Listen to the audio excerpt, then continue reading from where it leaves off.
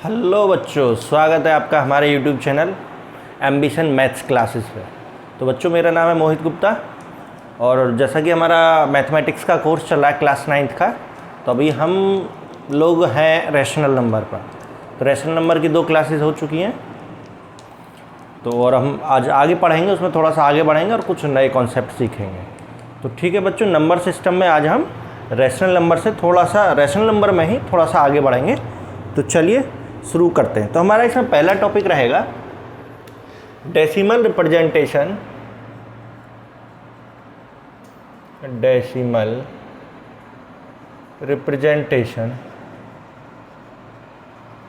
Of rational number.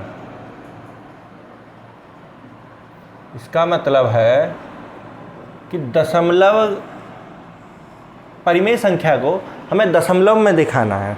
परिमेय संख्या जो होती थी p/q की फॉर्म में, कोई भी नंबर 1/2, 3/2 इस तरीके से जो नंबर्स होते हैं वो हमारे रैशनल नंबर होते थे। तो उन्हीं को हमें डेसिमल रिप्रेजेंटेशन करना है, दशमलव में उनको दर्शाना है। ठीक है, तो चलिए सबसे पहले इसमें बात करेंगे हम। इसमें नंबर 1 आता है टर्मिनेटिंग डेसिमल।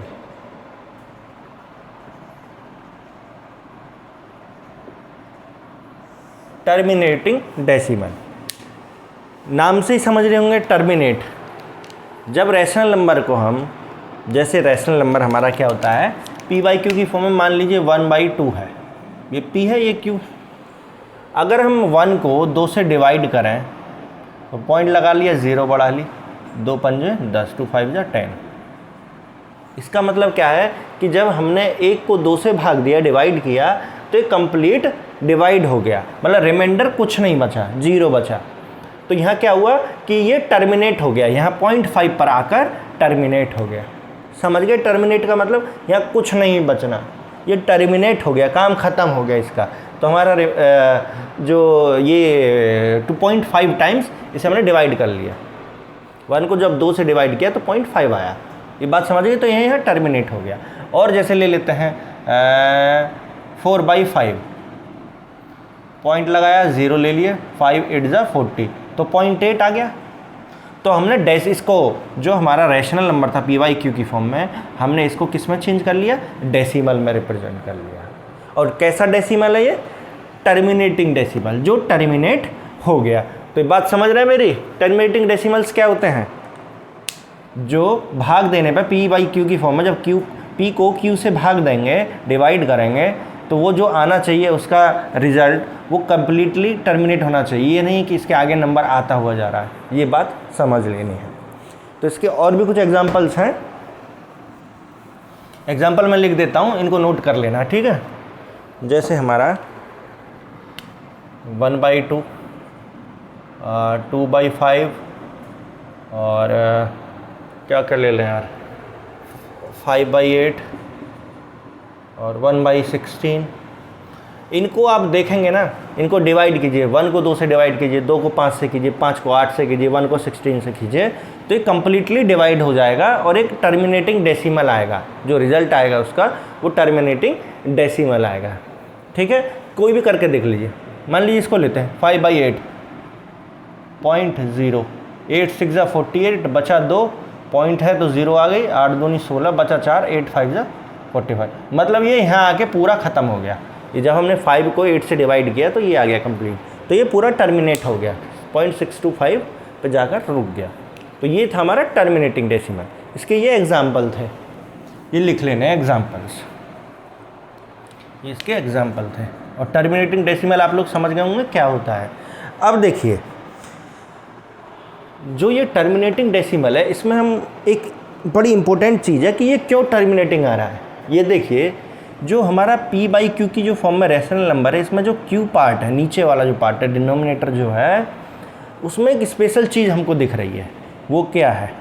वही हमारा मेन चीज़ है। अगर हमने उसको देख लिया और उसको समझ लिया तो हम देखते ही बता देंगे कि ये टर्मिनेटिंग डेसिमल होगा। कैसे? इसकी एक छोटी सी डेफिनेशन मैं बता देता हूँ कि कोई भी रैशनल नंबर है p/q कैन बी टर्मिनेटिंग या will be A terminate will be a terminating decimal only when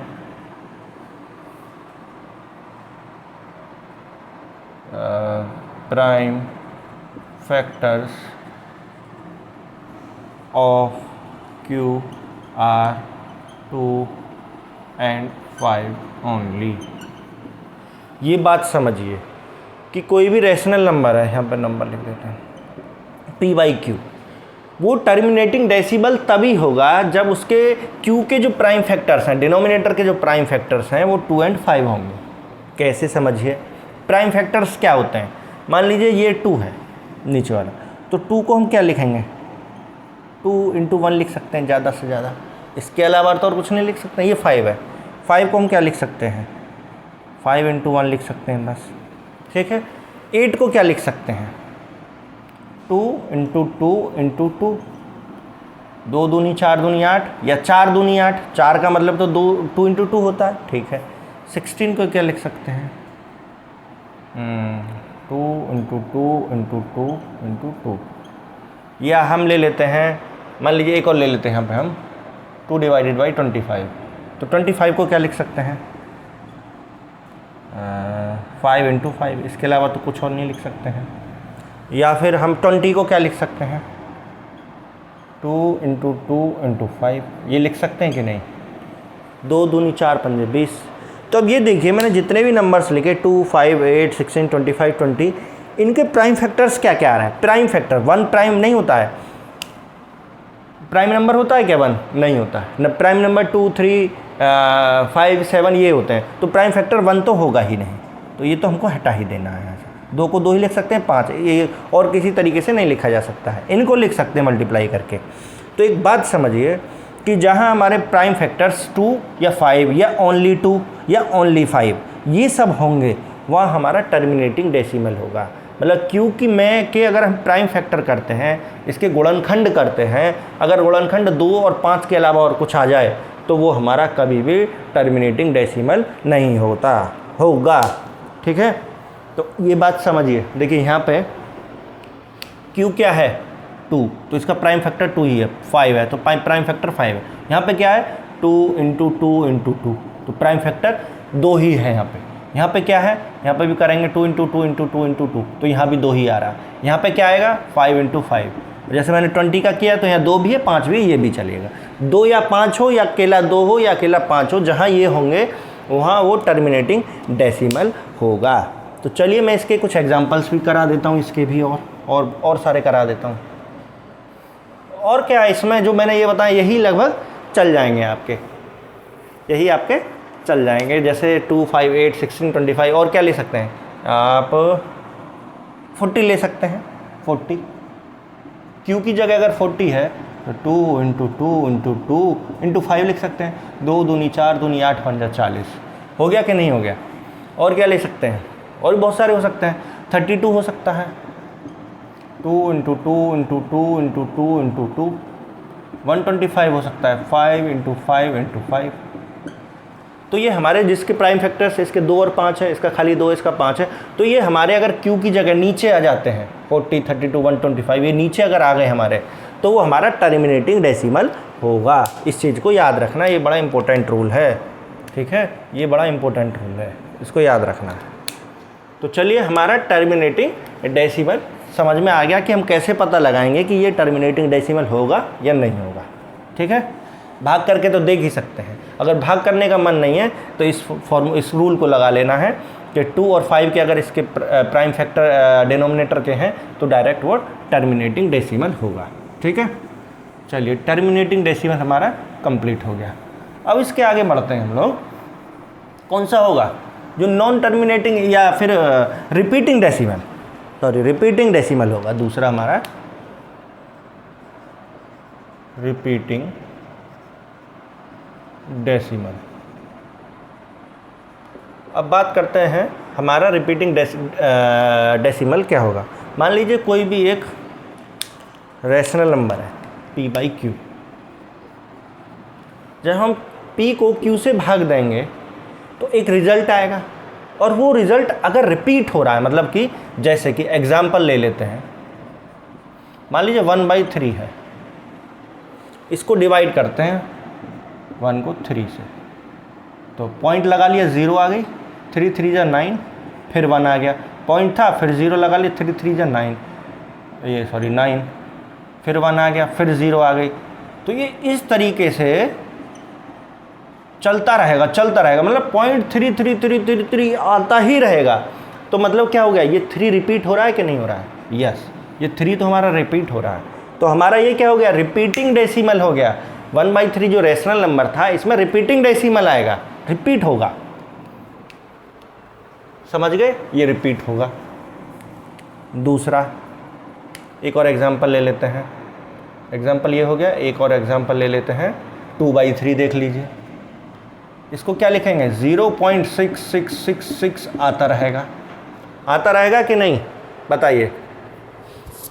एक और एग्जांपल लेते हैं, 4/9, 4/9 क्या आएगा, पॉइंट लगा लिए 0, 9 4 जा 36, फिर 4, हाँ 0.4444 आता रहेगा, देख लीजिए आएगा कि नहीं 4/9 में।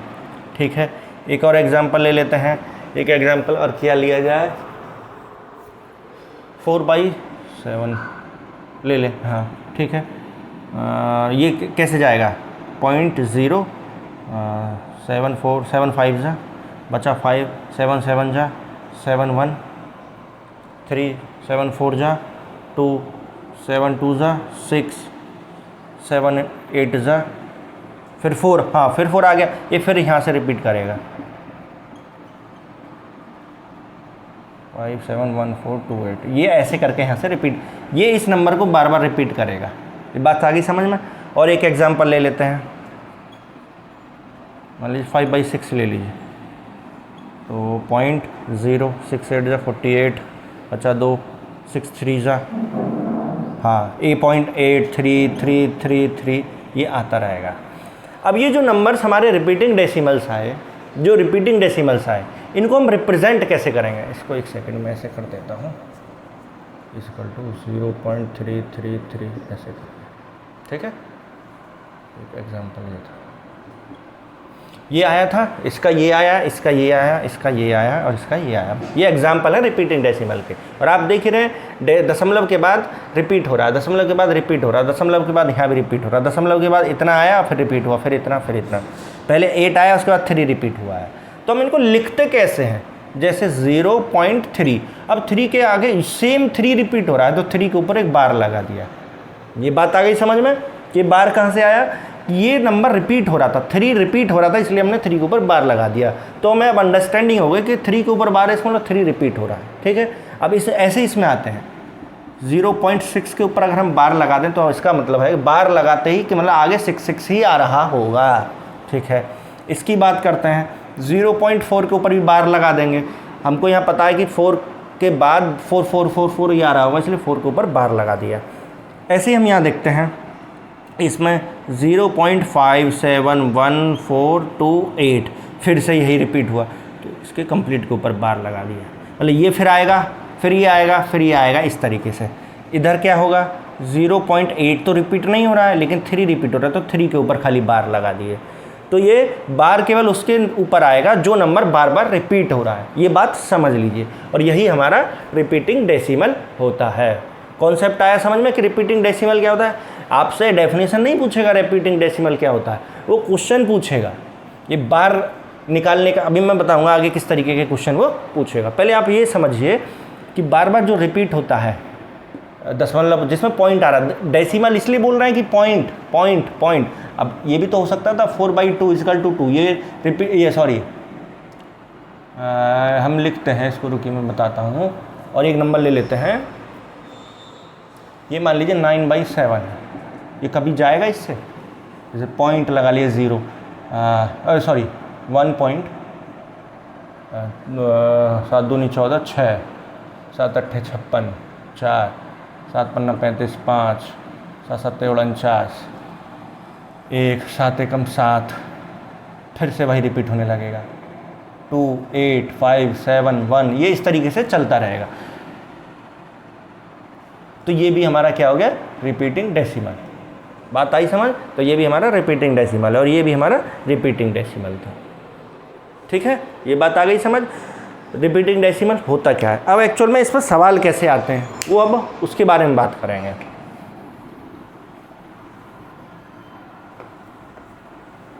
इस पे क्वेश्चंस किस तरीके से आते हैं, मेनली इसी पे क्वेश्चंस आते हैं, बार वाले क्वेश्चंस आते हैं। बच्चे बड़े कंफ्यूज होते हैं, कंफ्यूज होने की ज़रूरत नहीं, अभी समझाएंगे और अच्छे से कंप्लीट कर लेंगे।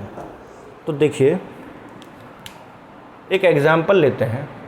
अब हमें बार दिया, एग्जाम्पल नहीं, इसको रिपीटिंग डेसिमल को हटा ही देते हैं और यहाँ एक नया टॉपिक लिख दे रहा हूँ मैं, decimal form to rational form, rational number form. मतलब हमें बार वाला डेसिमल में दिया होगा और हमें उसका रैशनल नंबर बताना है। जैसे इस तरीके से दिया हुआ 0.3 के ऊपर बार लगाए, तो बताओ PYQ की फॉर्म में हम इसको कैसे लिखेंगे। इस तरीके के क्वेश्चंस पूछे जाएंगे। ठीक है, तो एग्जांपल लेते हैं 2-4 इस पे, एकदम क्लियर हो जाना है, जाएगा कहाँ बच के। चलिए तो एक एग्जांपल लेते हैं, एग्जांपल 1, 0.4 के ऊपर बार है, इसको represent in P/Q form, P/Q की फॉर्म में इसको हमें रिप्रेजेंट करना है। तो कैसे रिप्रेजेंट करेंगे, अब देखिए ध्यान से समझना है ये चीज़। x इजकल टू, मान लेते हैं x इजकल टू, मानना क्या है, ये है ही, यही तो लिखा है। x हमने मान लिया कि ये x के बराबर इतना है, 0.4 के ऊपर बार है तो 4444 लिख सकते हैं, कोई दिक्कत लीजिए, लिख दिए, कोई दिक्कत नहीं होना चाहिए। ठीक है, अगर हम इसमें 10 का मल्टीप्लाई कर दें तो 10x कितना हो जाएगा, 1.4 इधर आ जाएगा, बाकी 44444 ऐसे आ जाएगा। ठीक है, ये इक्वेशन 1 बन गया, ये इक्वेशन 2 बन गया।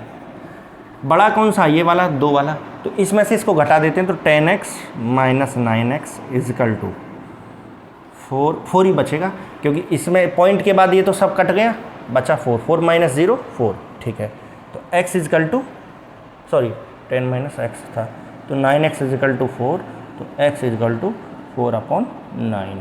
तो ये क्या फॉर्म आ गई, P/Q की फॉर्म आ गई कि नहीं। अब एक चीज़ आप सोच रहे होंगे कि आपने ये 10 का ही मल्टीप्लाई क्यों किया और किसी का क्यों नहीं किया। अब एक बात मैं यहाँ समझा देता हूँ कि बच्चों जब जितनी संख्याओं के ऊपर बार लगाओ, यहाँ एक संख्या के ऊपर बार था, केवल 4 के ऊपर बार था, तो 10 का मल्टीप्लाई करना है। और मान लीजिए ऐसे होता 4 3 के ऊपर बार होता, तो यहाँ पे हम 100 का मल्टीप्लाई करते। और मान लीजिए 0.435 के ऊपर बार होता, तो क्या होता, 1000 का मल्टीप्लाई होता। मतलब जितने के ऊपर बार उतनी 1 के आगे 0 लगा के मल्टीप्लाई कर देना है, ये बात समझ लीजिए। और नहीं आएगी समझ में तो 2-4 क्वेश्चन करेंगे, तो कैसे नहीं आएगी हम भी देखते हैं। ठीक है, ज़रूर आएगी समझ में। मेरी बात एक बार और समझ लीजिए, 0.4 के ऊपर बार था, इसको रिप्रेजेंट करना था P/Q की फॉर्म में। हमने क्या किया, x इजकल टू इसको ले लिया 0.444444, ये था ही वो लिखा हुआ, मैंने अभी थोड़ी देर पहले ही बताया था कि जिसके ऊपर बार होता है वो संख्या रिपीट हो रही है। ठीक है, आ गया। एक के ऊपर बार था इसलिए मैंने 10 का मल्टीप्लाई कर दिया, 10 का इधर किया, 10 का इधर किया, इसमें से इसको माइनस किया। जब माइनस करेंगे, देखिए यहाँ अगर समझ में कन्फ्यूजन थोड़ा बहुत हो रहा हो, इसमें से माइनस करोगे तो ये तो 0 0 0 0 0 0 आ जाएगा, 0.44 बचेगा, तो केवल 4 ही तो बचा। और 10 में से बन गया तो 9 आ गया, 9x इजकल टू 4, तो x इजकल टू 4/9। और ये कौन सी फॉर्म है, P/Q, that is rational number. ठीक है, ये बात समझ में आ गई। नहीं आई तो अगला सवाल देख लेते हैं, कोई बात नहीं, आ जाओ नेक्स्ट क्वेश्चन। अगला क्वेश्चन देख लेते हैं, क्वेश्चन नंबर 2। मान लीजिए 0.53 के ऊपर बार है और ये हमको रिप्रेजेंट इन, आप समझ गए होंगे, represent in P/Q form, rational number में इसको तब्दील करना है, ये समझ लीजिए। ठीक है, अब देखिए कितने के ऊपर बार है, 2 के ऊपर। पहले तो x इजकल टू इसको लिख लीजिए 0.53 53 53 53, क्योंकि दोनों के ऊपर बार था इसलिए दोनों बार बार रिपीट होंगे। बात आ गई समझ। ठीक है, अब 2 के ऊपर बार है तो कितने का मल्टीप्लाई करेंगे, 100 का, मतलब उतनी 0 लगा देनी है 1 के आगे। जब 100 का करेंगे तो 53.53 53 ऐसे करके आता रहेगा। ये इक्वेशन 1 थी, ये इक्वेशन नंबर 2 है। ये बात आ गई समझ। अब इसमें से इसको माइनस कर दें, बड़े से छोटा माइनस कर देते तो कितना आ गया 99x आ गया, 100 में से 1 गया तो 99x।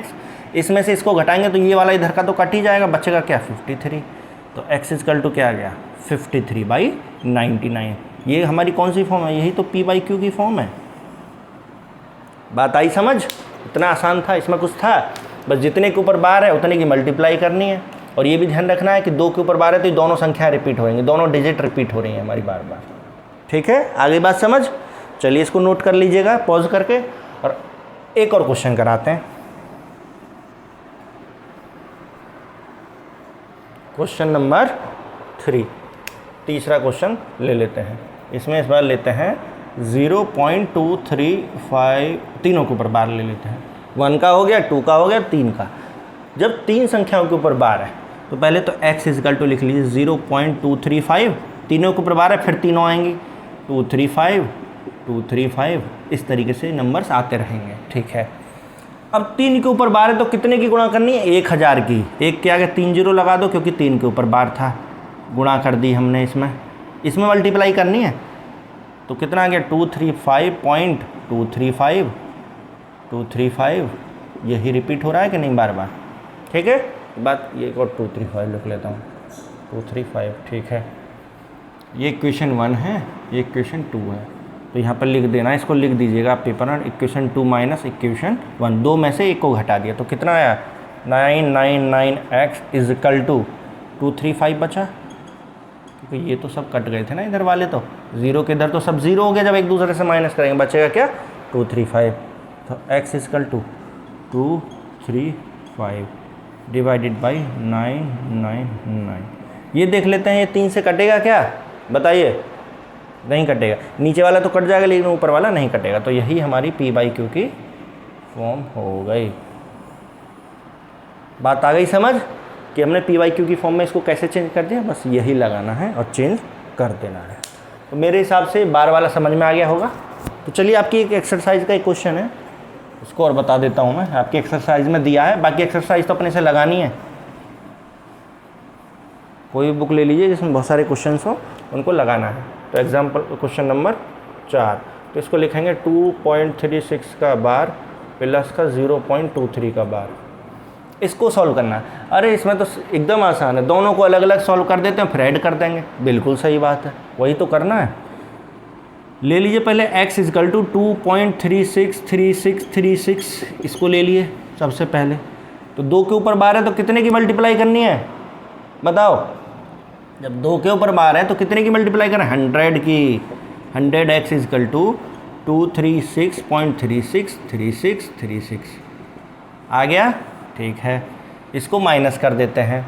इक्वेशन ये 2 है, ये 1 है, तो 2 माइनस 1 कितना आ गया 99x इक्वल टू, इसमें से ये गया तो 234 बचेगा, ये तो सब कट ही जाएंगे। ठीक है, तो x इक्वल टू 234/99, ये कटेगा, यस 3 से कटेगा, 3 7 21, 3 8 24 और ये 3 से 33, तो 78/33। और किसी से कटेगा ये, यस 3 से फिर से कटेगा, 3 दूनी 6 और 3 6 18, 3 से 11, मतलब 26/11 इसका आंसर होगा। कुछ गलत किया है क्या, क्यों बच्चों, कुछ गलत किया है।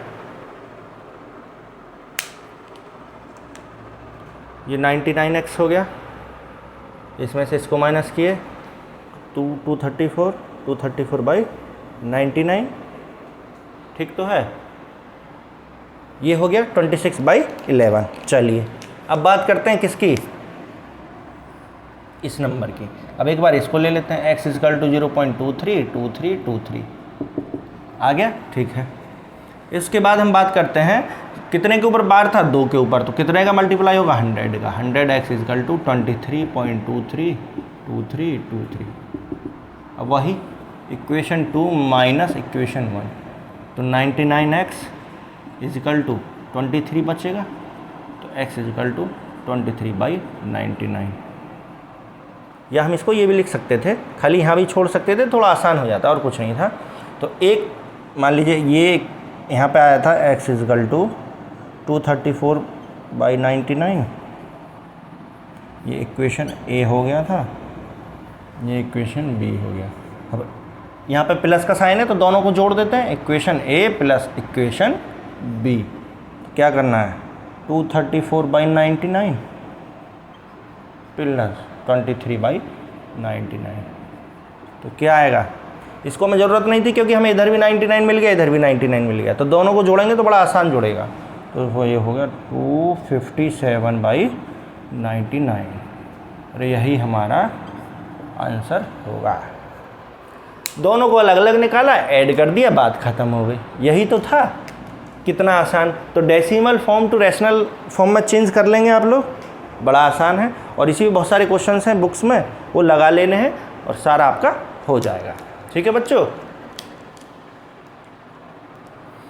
तो चलिए फिर मिलते हैं नेक्स्ट क्लास में बच्चों, और इसको रिवीजन करके आना है अच्छे से, रैशनल नंबर पे एकदम कमांड कर लेनी है, और फिर अच्छे से और आगे पढ़ेंगे हम लोग। तो बच्चों हमारा YouTube channel ambition maths classes को आप लोग सब्सक्राइब कर लीजिए और शेयर कीजिए ताकि और लोगों तक ये पहुँचे और वो लोग भी अच्छे से अपना इसका फ़ायदा उठाएँ। ठीक है, तो चलिए फिर मिलते हैं नेक्स्ट क्लास में।